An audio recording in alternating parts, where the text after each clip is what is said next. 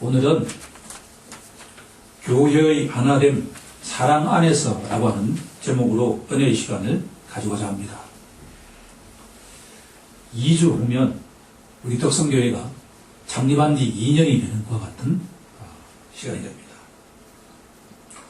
창립 2주년에 대한 우리 개인의 반응은 다를 수 있습니다.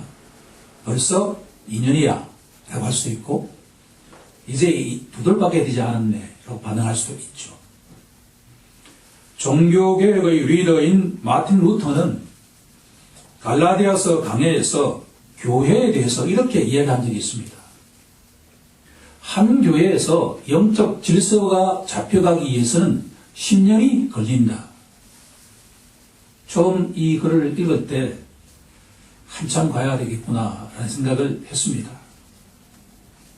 교회를 개척하기 직전에 원주 지방에 속한 대표적인 교회를 방문하고 예배를 드리고 목사님들과 교제를 가졌습니다. 모든 분들이 참 기쁘게 환영해 주었습니다. 그런데 기억에 남는 말 가운데 하나가, 개척한 교회가 사랑의 공동체가 되기까지는 20년이 걸릴 수 있다라는 이야기를 또 들었습니다. 루터 이야기의 2배가 됩니다. 그 이후에 계속 생각하는 과정에서 10년, 20년이라고 하는 숫자가 중요한 것이 아니라 개척교회는 사랑의 공동체가 되기까지 조금 긴 호흡으로 준비해 가야 된다라는 것으로 해석하니 은혜로 다가오기 시작했습니다. 경험적으로 보면 한 교회에 있는 지체들, 직분자들이 그 교회의 비전을 공유하고 그 비전을 위해서 기도하고 삶 속에서 살아가기까지는 상당히 오랜 시간이 걸린다라고 하는 것을 알 수가 있었습니다. 덕성교회 창립의 성경적 근거를 확인해 보는 것은 교회가 하나 되는데 필수적이라는 생각이 들게 되었습니다. 오늘 설교의 시작은 주보에 나와 있는 것처럼 덕성교회의 창립 3가지의 성경적 근거를 확인하는 작업부터 시작해 보고자 합니다. 첫 번째 갈로의 정답은 성경적입니다. 덕성교회의 첫 글자인 덕의 성경적 근거는 베드로전서 2장 9절 말씀입니다.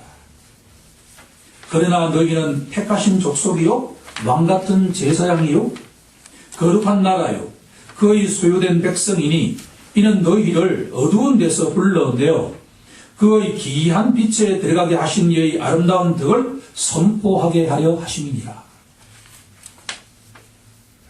이 말씀의 요지는 너희는 전에 어둠에 처했던 자들인데 하나님께서 긍휼히 여기셔서 그리스도의 영광스러운 빛으로 들어가게 하신 하나님의 아름다운 덕을 선포하는 것이 우리 교회 창립의 첫 번째 정신이다. 우리는 날마다 하나님께서 독생자를 통해서 역사하신 그 아름다운 덕을 선포하는 교회가 되어야 된다라고 하는 것이 우리 교회의 첫 번째 정신입니다. 덕성교회의 2번째 글자인 성자의 성경적 근거는 오늘 본문에 나오는 그 가운데 에베소서 4장 13절에서 찾을 수 있습니다. 너무나 은혜로운 말씀입니다. 우리가 다 하나님의 아들을 믿는 것과 아는 일에 하나가 되어 온전한 사람을 이루어 그리스도의 장성한 분량이 충만한 데까지 이르리라 라고 한 겁니다. 우리가 하나님의 진리를 날마다 선포하기 위해서는 하나님의 아들이신 예수 그리스도를 믿고 아는 일에 하나가 되지 않고서는 절대로 성경이 계시하는 하나님의 아름다운 덕을 선포할 수가 없습니다. 따라서 우리들은 하나님의 아들을 믿고 아는 일에 하나가 되어서 날마다 예수님을 닮아가는 성장 성숙해가는 교인이 되어야 한다라고 하는 것이 우리 덕성교회의 2번째 정신입니다. 덕성교회의 마지막 성경적 근거는 사도행전 1장 8절 말씀입니다. 오직 성령이 너희에게 임하시면 너희가 권능을 받고 예루살렘과 온 유대와 사마리아와 땅끝까지 이르러 내 증인이 되리라. 우리 교회 창립의 종착점은 그리스도의 증인이 되는 것입니다.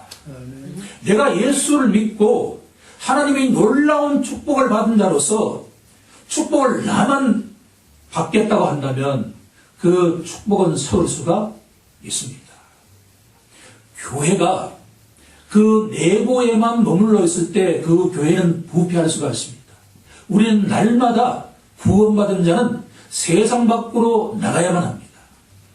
그리고 아직도 흑암 속에 있는 수많은 불신자들에게 나도 한때는 예수님을 몰랐는데 예수님을 통해서 하나님을 알고 보니 나에게 놀라운 축복이 임했다라고 하는 것을 전하는 증인이 되어야 된다라고 합니다. 이 세 가지가 우리 덕성교회 창립의 3대 성경적 구절입니다. 베드로전서 2장 9절, 에베소서 4장 13절, 사도행전 1장 8절을 날마다 암송하는 우리 모두가 되길 간절히 소망합니다.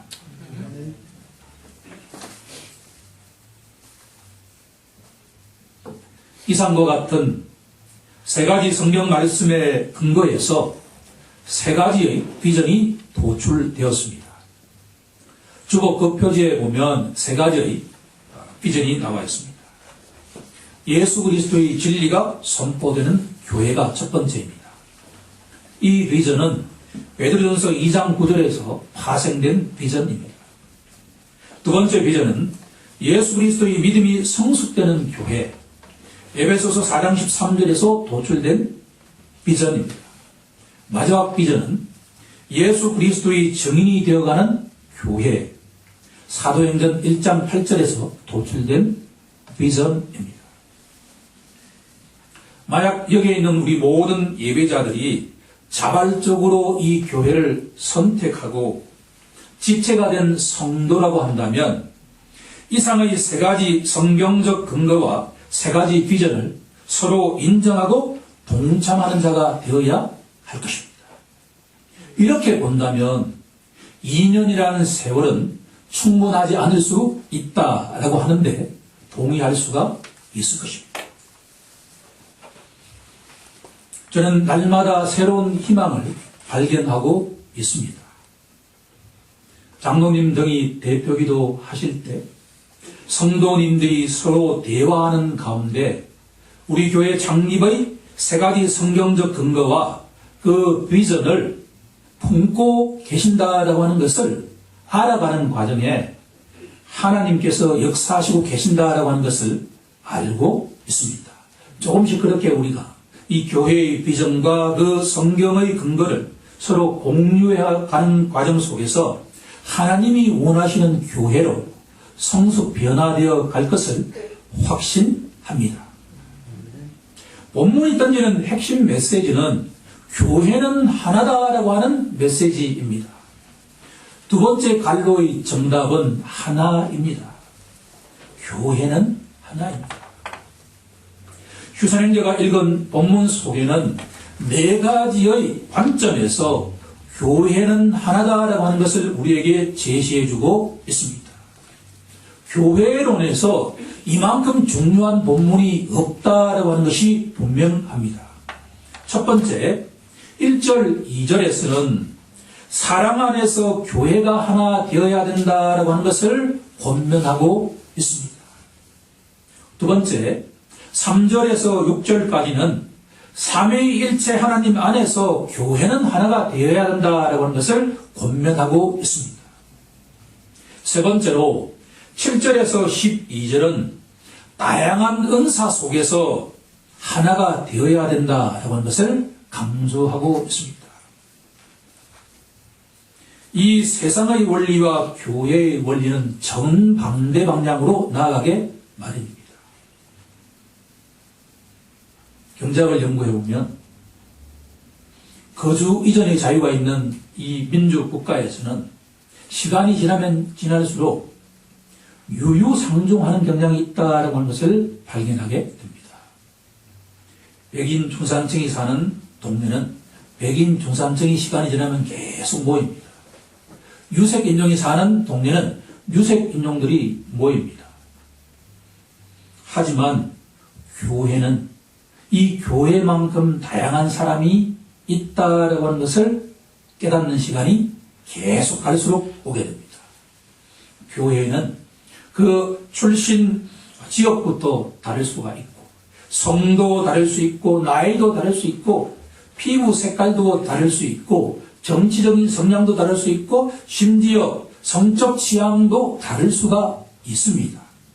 하지만 그 다양한 은사 가운데 교회는 하나가 되어야 된다라고 하는 것이 사도 바울을 통해서 하나님이 주시는 메시지입니다.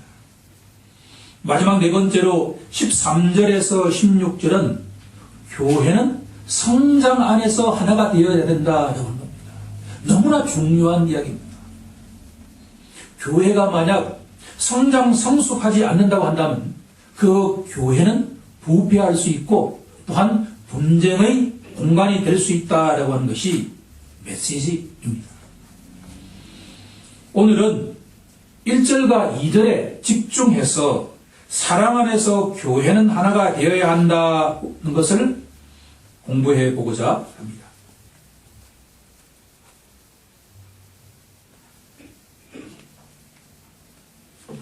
사도 바울은 하나님의 부르심을 받은 자에게 부르심을 받은 일에 합당하게 행동할 것을 권면하고 있습니다. 사도 바울이 권면하는 단어를 5단어로 정리해 본다면 본문 2절에 나와 있는 것처럼 겸손, 온유, 오래 참음, 서로 용납하기, 마지막으로 사랑이라고 하는 단어입니다.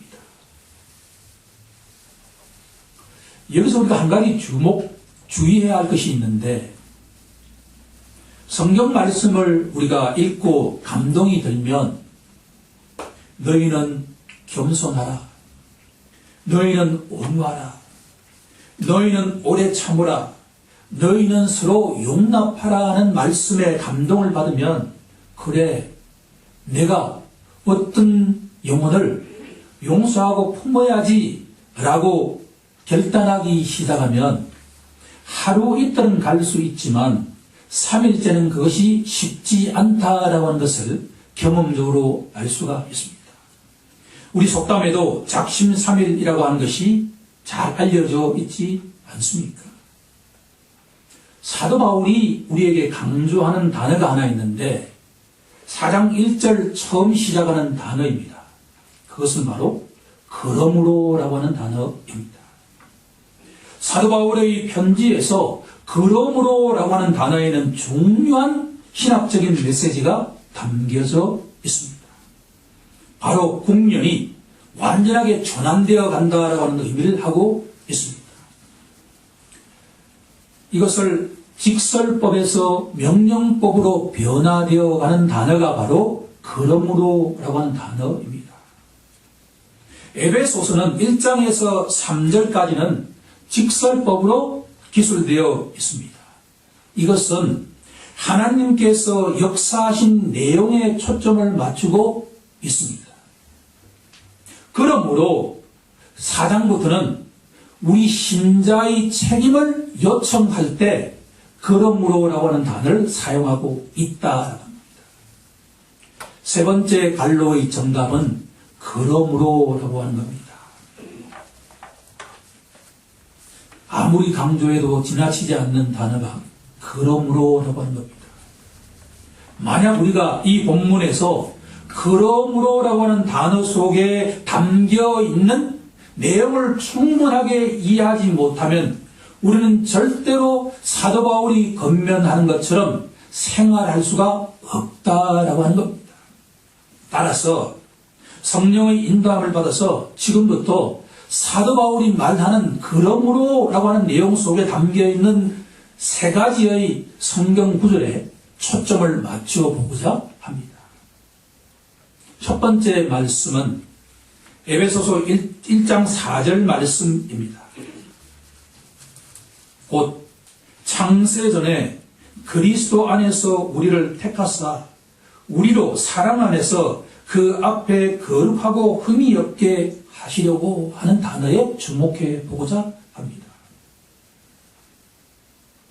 하나님의 부르심을 받은 너희는 창세전에 그리스도 안에서 하나님께서 택하시고 부르신 존재다라고 하는 것을 너희는 믿느냐라고 질문하고 있습니다.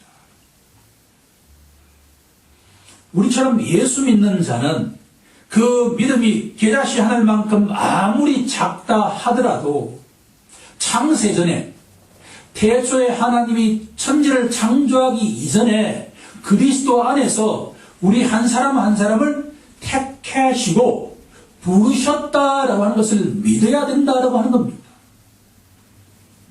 저는 이성적으로는 잘 이해가 되지 않지만 이 말씀을 묵상하면 묵상할수록 하나님께서 나를 택하시고 부르셨다라고 하는 것이 하루 이틀 전에 된 것이 아니라 수천 년 이전에 마음속에 나를 품으셨다라고 하는 것을 생각하고 묵상하는 순간에 내가 너무나 존귀한 자구나라고 하는 생각을 하지 않을 수가 없다라고 하는 겁니다.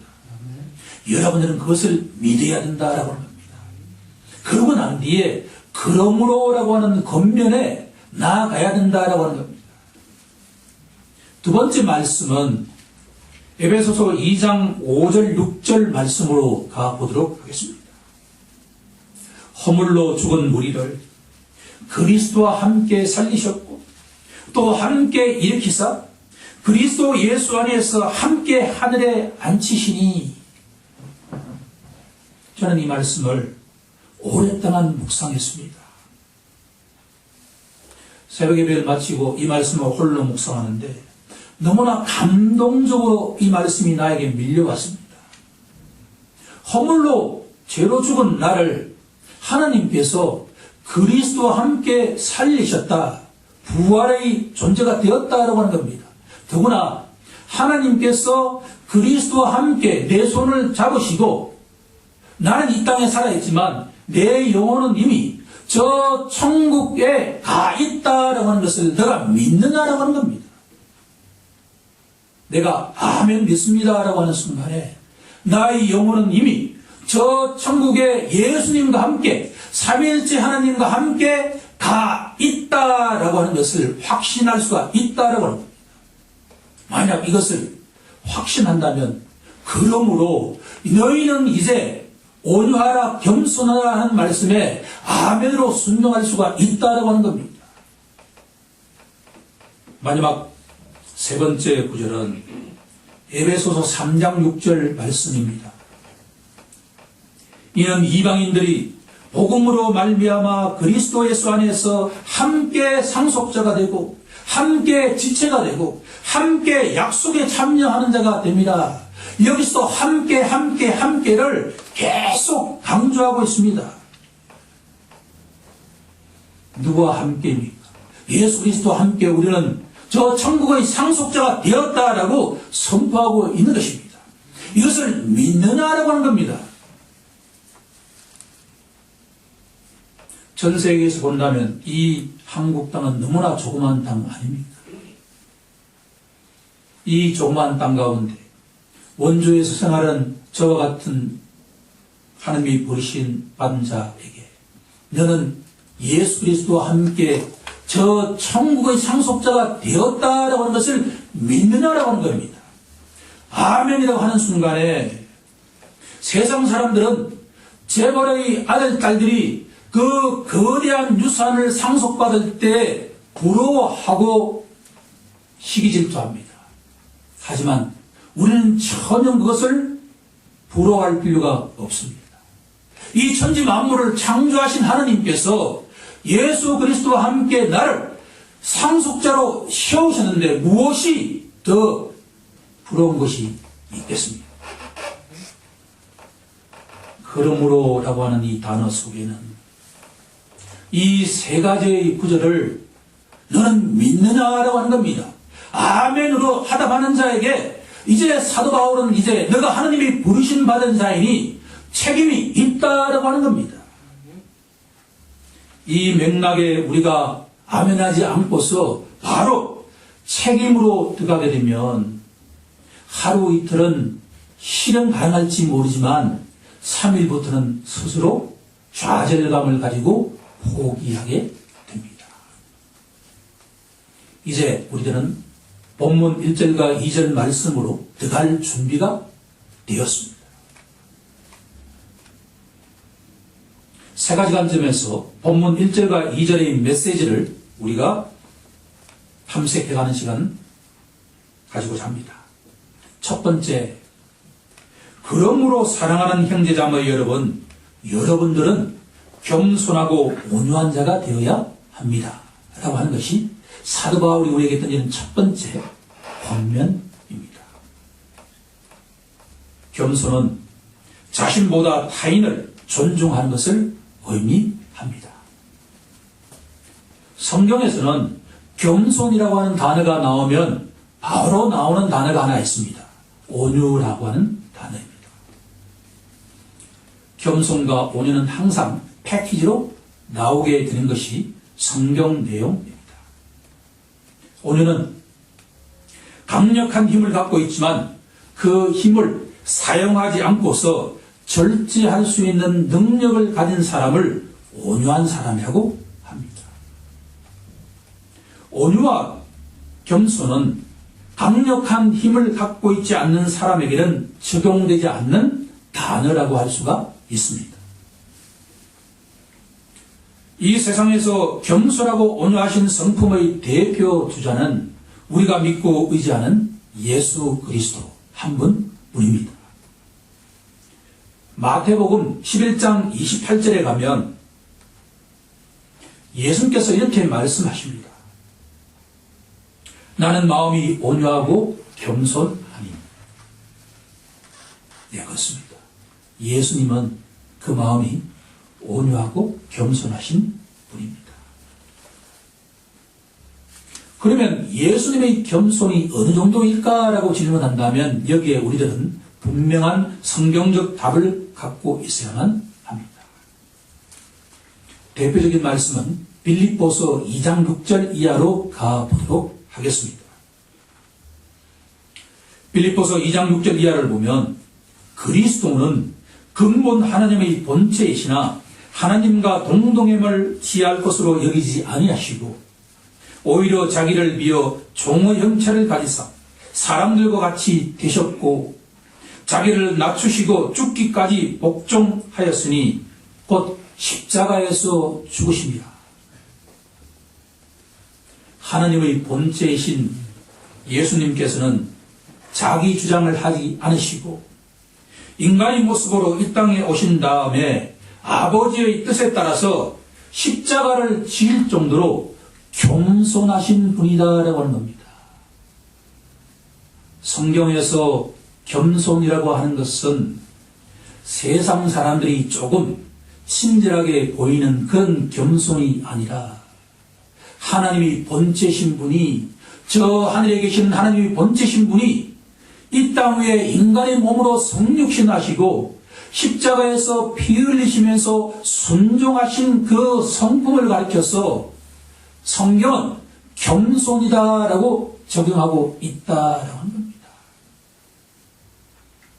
이렇게 본다면 우리 인간의 마음속에는 절대적으로 성경이 말하는 겸손과 온유한 성품은 있을 수가 없습니다. 그러면 우리 그리스도인들이 어떻게 하면 예수님처럼 겸손하면서 온유한 성품의 소유자가 되어갈 수 있을까요? 그 비밀 또한 4장 1절에 나와 있습니다.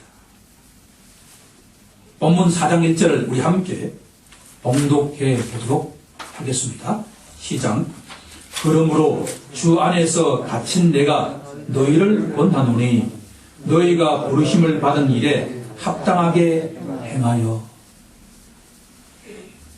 그 비밀은 주 안에서라고 하는 단어입니다. 마지막 갈로의 정답은 주 안입니다. 우리가 주 안에 있을 때 주님과 연합한 자가 되었을 때 겸손하지 않던 우리의 마음이 겸손한 성품으로 조금씩 변화가 되어가기 시작하는 것이고, 쉽게 분노하는 우리들의 성품이 주님처럼 온유한 자로 점점 변화되어 간다라고 하는 것이 주 안에서 주와 연합되어 있는 자의 미래상이다라고 하는 겁니다. 어제 목사 안수를 받기 위한 고시를 우리 교회에서 했습니다.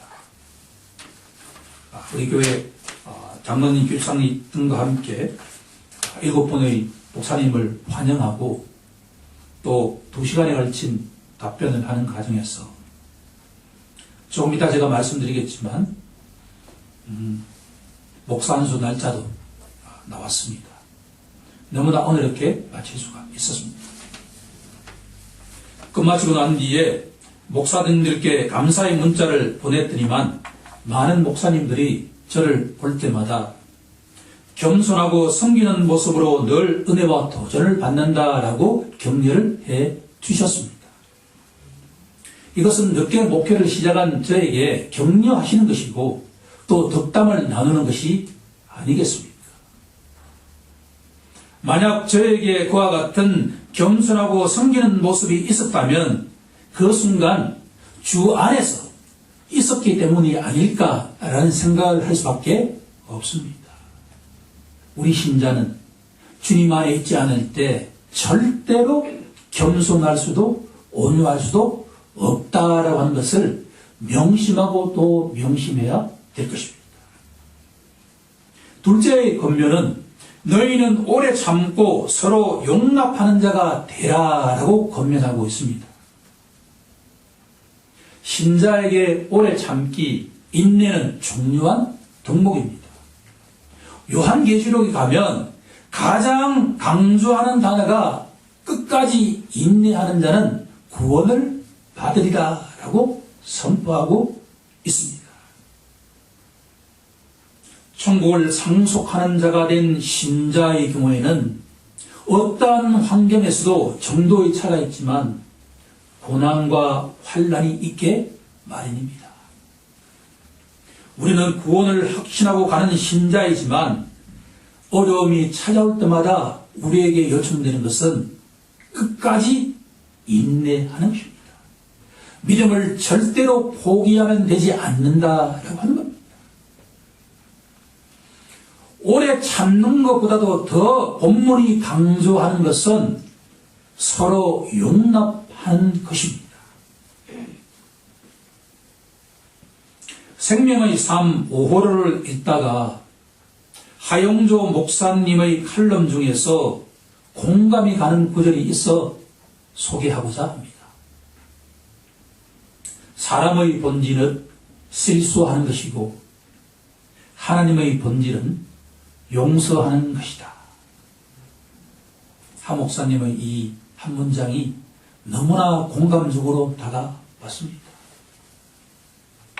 사람은 본질적으로 실수하는 존재이고 하나님은 본질적으로 용서하는 존재이다.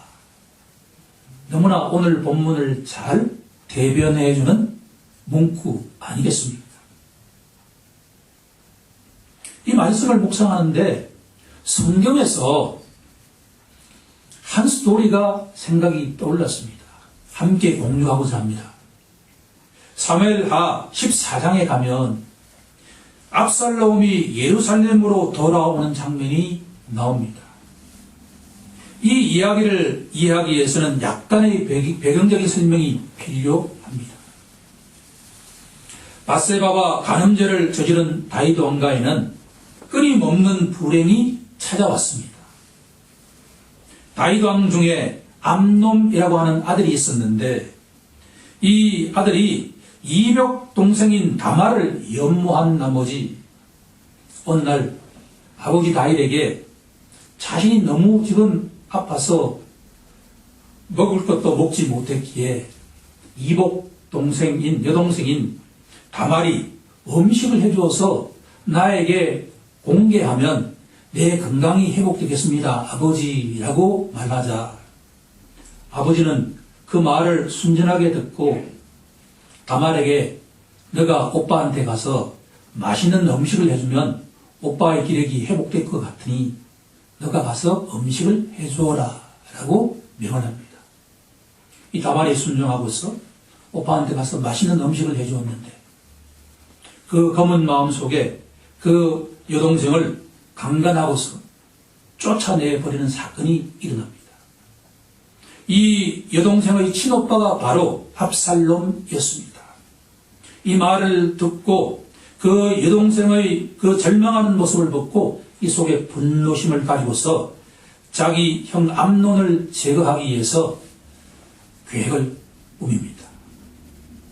커다란 잔치를 벌이고 난 뒤에 아버지 다윗에게 아버지 모든 왕자들과 함께 이 잔치에 초청합니다라고 말하자 다윗 왕이 아들아 내가 직접 갈 필요가 무엇이냐 왕자들은 보내겠다라고 보냅니다. 그날 이 압살롬은 그 대적인 암논 형을 제거하는데 성공합니다. 그리고서 이 압살롬이 3년간 그술 왕에게 가서 도망자 신세가 됩니다. 시간이 약일까요?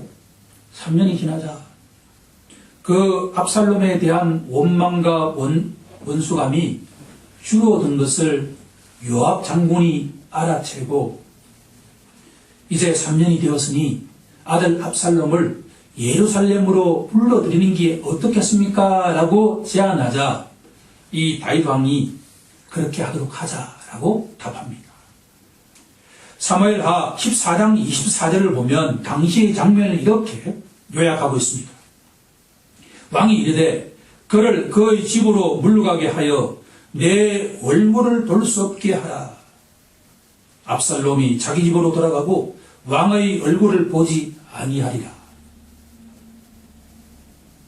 다윗 왕은 살인사건의 장본인이었던 압살롬 아들을 인내하는 데는 성공하지만 서로 마음으로 용납하는 데에는 이르지 못하게 됩니다.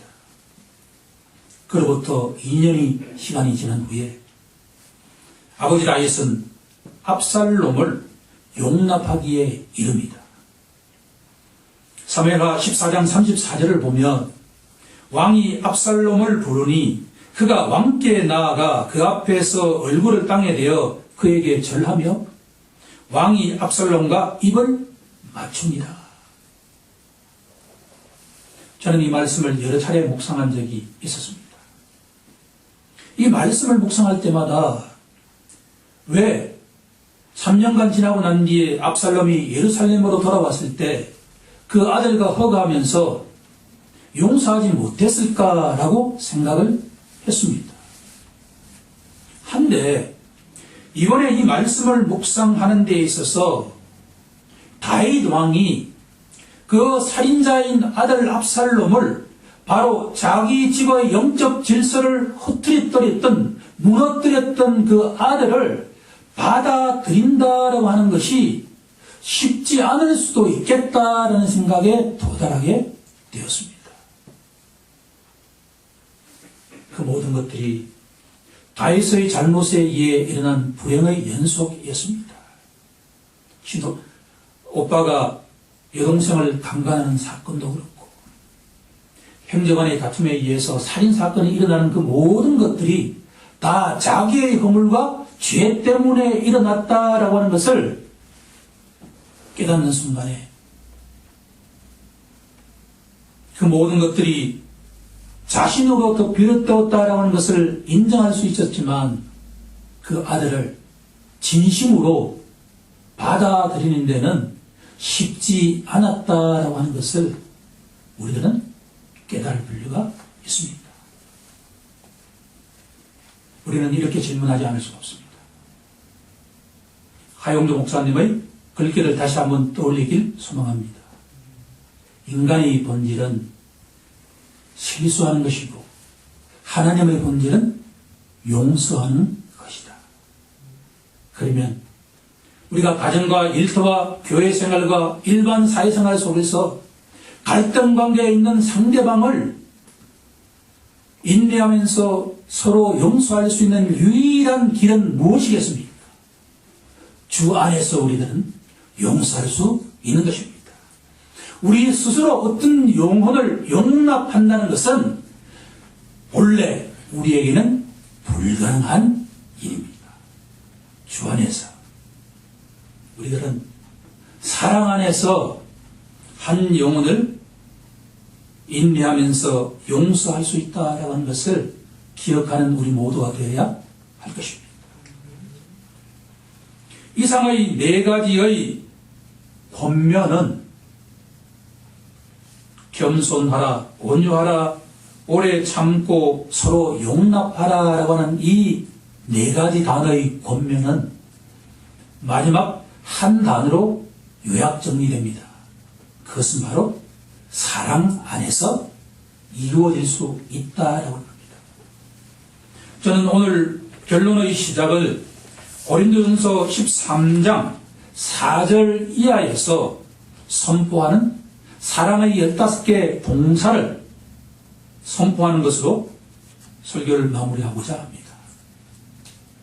사랑은 오래 참고, 사랑은 온유하며, 시기하지 아니하며, 사랑은 자랑하지 아니하며, 교만하지 아니하며, 무례히 행치 아니하며, 자기의 유익을 구하지 아니하며, 성내지 아니하며, 악한 것을 생각하지 아니하며, 불의를 기뻐하지 아니하며, 진리와 함께 기뻐하고, 모든 것을 참으며, 모든 것을 믿으며, 모든 것을 바라며, 모든 것을 견디느니라.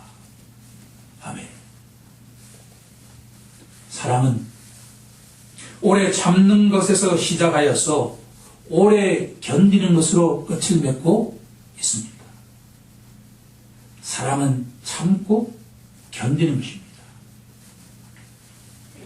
그런 가운데 사랑은 온유하게 변화시켜 주고, 겸손하게 변화시켜 주고, 물에 이 형치 않는 성도로 변화되어 간다라고 하는 것이 오늘 주님이 우리에게 주시는 말씀입니다. 그러면 우리가 어떻게 하면 사도 바울의 권면대로 살아갈 수가 있을까요? 그 비밀은 두 단어로 요약 정리가 됩니다. 하나는 그러므로라고 하는 단어입니다.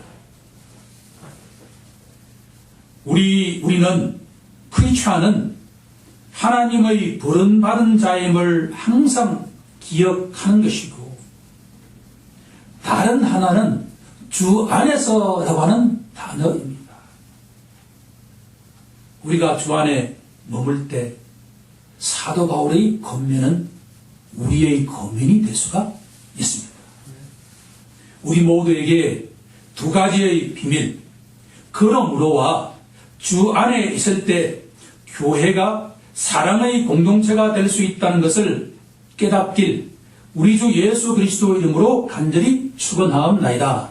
아멘.